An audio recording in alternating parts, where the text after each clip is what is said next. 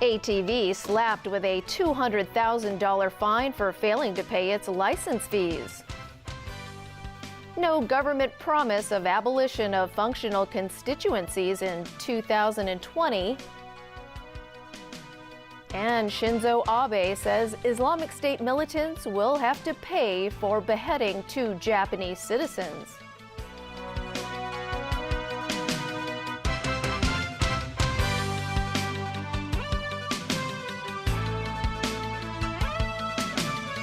Good evening. Japan says a thorough investigation will be conducted to make sure Islamic State militants pay for the beheading of 2 Japanese citizens. As James Aiken reports, the executions have sparked calls for Japan's military to play a greater role in international security matters. Outside the Prime Minister's office in Tokyo, an interfaith prayer vigil is dedicated to the 2 executed Japanese hostages. We are on Japanese people's side because we are sharing the same feelings. We are so sad. We lost two good Japanese people over there. The killings have shocked the nation, which until recently was not directly embroiled in the fight against Islamic extremists. It is now. Japan's chief cabinet secretary says the country is investigating the killings and will continue working with the international community to make sure the militants pay for this sin. Japanese Prime Minister Shinzo Abe has also promised to continue with $200 million in non-military aid to countries battling Islamic State. The hostage crisis emerged after Abe made the commitment during a Middle East tour, but some want to go further. Japan's self-defense forces and its missions are limited by the country's U.S.-drafted pacifist constitution. Last year, the Japanese cabinet said it wanted to expand the scope for military rescues as police activity under certain circumstances. Analyst Shuji Hosaka says prioritizing the lives of Japanese nationals would require very specific revisions to the constitution. But despite opposition in parliament, the hostage crisis could be used by Abe to push his conservative agenda. In Iraq, meanwhile, the country's foreign minister said Islamic extremism is already threatening much of the world. He called the fight against Islamic State World War III. As the family of a Jordanian pilot held hostage by Islamic State pleads for his release, a Jordanian committee says the door for negotiation is still open. Jordan has renewed an offer to swap an al-Qaeda prisoner facing execution for her role in a triple hotel bombing in 2005. James Aiken, TVB News. Thai Prime Minister Prayut Chan-o-cha has ordered an investigation into 2 small explosions outside a luxury shopping mall in Bangkok. The bombs caused little damage, but they have stoked tension in the Thai capital, which remains under martial law. 2 people were slightly hurt in the blasts, which happened at the posh Siam Paragon Mall last evening. The explosions were the first to shake the capital since the military seized power last May to end months of sometimes deadly street protests. Greece's new government says its priority remains finding a way to make the country's debt load easier to carry. There are fears the country's leftist government could walk away from its debt obligations, triggering a European financial crisis. But a meeting in Paris, the Greek finance minister pledged that Athens was also concerned about the well-being of the Eurozone. Tony Sabine reports. Greece's outspoken finance minister began his road trip to persuade a skeptical Europe to accept a new agreement to manage its debt load, a burden which has crushed the country's economy.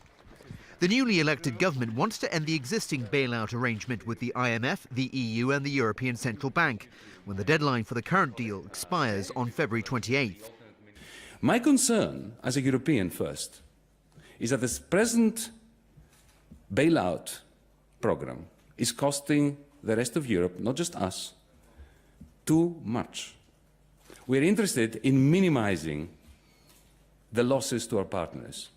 And the best way of doing that is by assisting Greece to turn a page, to reform, and to start growing, so we can actually afford to pay back everything with interest. Greek Prime Minister Alexis Tsipras wants a new deal, which would make it easier to manage Greece's public debt burden of more than 175% of its GDP. Athens says it's committed, though, to maintaining the integrity of the euro. It just wants to claw its way out of its debt hole. Monetary union is irrevocable. Our job is to enable the ECB to do its job by ensuring that we have agreement amongst ourselves and with the European Commission, so that Europe can give itself, not just us Greeks, but itself, the breathing space to come up with a new European social contract in which Greece can stop being a deficit country forever. The French appeared sympathetic to Greece's plight, but stressed the Greeks must pay off their debt and not expect other Europeans to shoulder it. Varoufakis will hold similar talks with his British counterpart later today and will head to Rome tomorrow for more discussions. Tony Sabine, TVB News. Dominic Strauss-Kahn, the former International Monetary Fund chief, who was once tipped as France's next president, goes on trial today over pimping allegations. Strauss-Kahn, whose high-flying career ended amid accusations of sexually assaulting a hotel maid in New York 4 years ago, is to be tried in his home country on charges of aggravated pimping. If convicted, he faces up to 10 years in prison and a €1.5 million fine.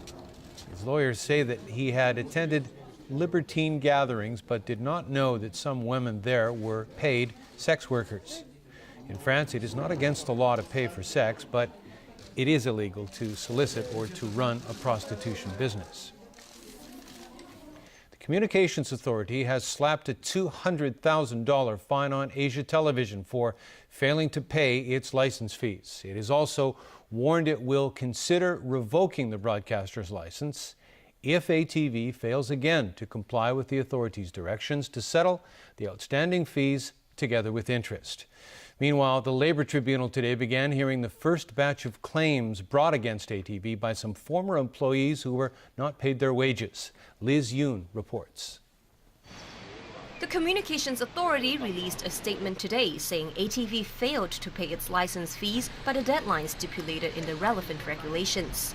Since the broadcaster has failed to pay its license fees twice within 3 years, the authority decided to impose a $200,000 fine.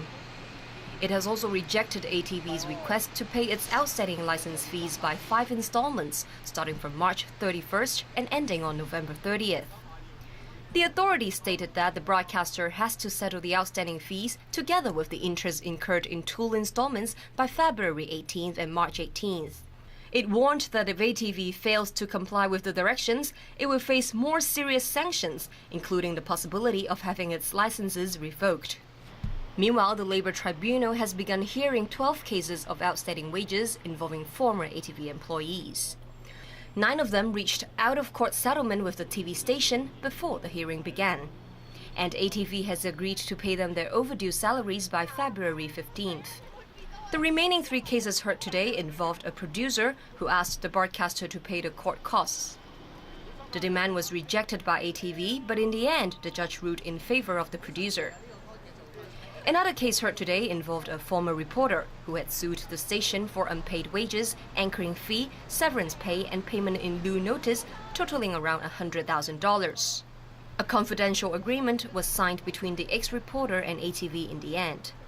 The broadcaster will pay the employee around $54,000 and $3,000 in court costs. The former reporter said afterwards that she hopes ATV could pay staff members their outstanding wages by mid-February as promised. If the company fails to do so, the staff could be forced to seek liquidation for the company. After the deadline, it's not only the matter of 1 people. It will affect about 700 people. The staff will lose their job immediately. Up until now, a total of 88 former ATV staff members have taken the broadcaster to court for failing to settle outstanding wages and payments in lieu of notice, among other types of payments. Ip Kapo, executive director of ATV, is confident that employees would get their January salary without stating when. The station may be selling land to interested buyers, Ip says. Although the deadline for putting in bids for a stake in TVB was over, he said some people are still showing interest to invest in the station. Liz Yun, TVB News. Chief Executive Len Cheng-ying says it could be difficult for his government to abolish functional constituencies in the 2020 Legislative Council elections. He also said in deciding the election method for the 2017 CE poll, Hong Kong must choose between Beijing's framework or keep the one used in 2012. Stephanie Choi reports. The government will need the support of 2/3 of the legislature to make the 2017 chief executive election by one person, one vote possible. Civic Party lawmaker Ronnie Tong had earlier suggested that he would pocket the SAR government's political reform proposal if the central government agrees to abolish functional constituency seats in the 2020 Legislative Council election and lower the nominating threshold for the CE election in 2022. But he admits even this suggestion looks a distant possibility. I never underestimated the difficulties of convincing Beijing to promise to abolish all functional constituencies. However, we must realize that we are in a political difficulty in the sense that nobody can see any way out of the present deadlock. The chief executive today ruled out Tong's proposal, saying this isn't something that the government can promise. Len Cheng-ying also commented on the 2017 CE election, saying it will either be designed according to the National People's Congress Standing Committee's framework for political reform in Hong Kong or according to the CE election method used in 2012. And Chief Secretary for Administration Carrie Lam pointed out it would be a lose-lose situation if the government's political reform package isn't passed by LegCo. She added it would be difficult to gauge whether the next political reform proposal would be a better one if there is another round at all. The Democratic Party maintained it would not accept the NPCSC's framework. Chairwoman Emily Lau said society should now focus on how the government can give the people of Hong Kong a genuine choice in electing their chief executive in 2017. Meanwhile, Deputy Director of the Basic Law Committee, Elsie Lung, wrote in a newspaper article that trying to get the central government to declare the abolition of functional constituency seats in the 2020 LegCo election is just as unrealistic as rejecting the NPCSC's framework. Stephanie Choi, TVB News. And still ahead in our newscast, a proposal to extend the Nongping 360 cable car system to Taiyou. In Hungary, a protest against the government's pro-Russia policy. And carnival time in Venice.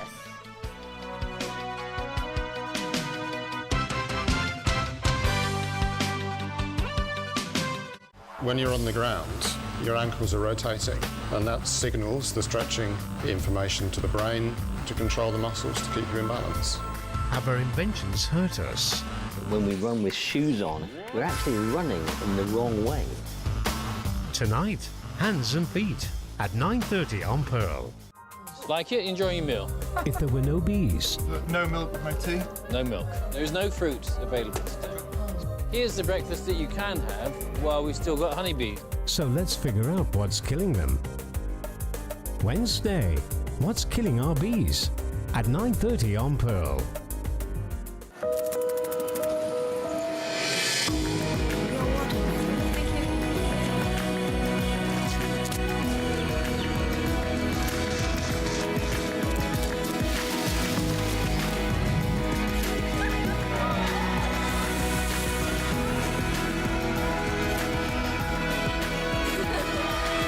When you travel well, you broaden the mind.